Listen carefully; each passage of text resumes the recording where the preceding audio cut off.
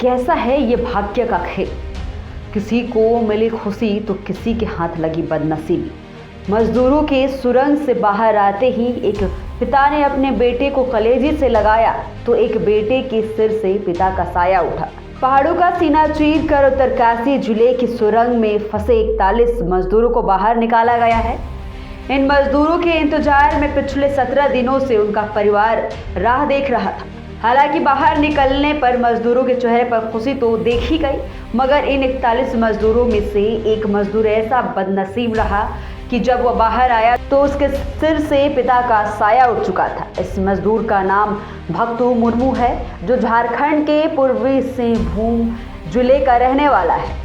भक्तू जब सिलक्यारा सुरंग से सही सलामत बाहर निकला तो उसे पिता के निधन की जानकारी दी गई। पिता की मौत की खबर सुनते ही भक्तू फूट फूट कर रोने लगा। पिछले 17 दिनों से वह सुरंग के भीतर फंसे रहने के दौरान इसी आस में था कि वह बाहर निकलेगा तो अपने पिता से मुलाकात करेगा, मगर किस्मत में कुछ और लिखा हुआ था। सुरंग में भक्तू के अलावा पूर्वी सिंहभूम जिले के डुमरिया प्रखंड के भी 6 मजदूर शामिल थे।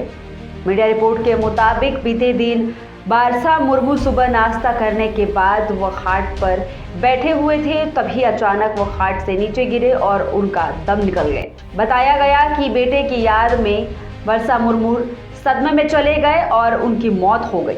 निर्माणाधीन सुरंग में काम करने के लिए भक्तू का एक साथी सोंगा भी उसके साथ उत्तराखंड गया था। हालांकि जिस वक्त सुरंग में हादसा हुआ उस वक्त सोंगा बाहर था। हादसे के तुरंत बाद ही सोंगा ने भक्तू के घर पर फोन कर उसके सुरंग में फंसने की जानकारी दी थी। इसके बाद ही बरसा बेचैन और परेशान रहने लगे थे। वहीं मजदूरों के परिजनों और ग्रामीणों का कहना है कि हादसा 12 नवंबर को हुआ, मगर उसके बाद भी इतने दिन तक उनके दरवाजे पर कोई अधिकारी नहीं आया है।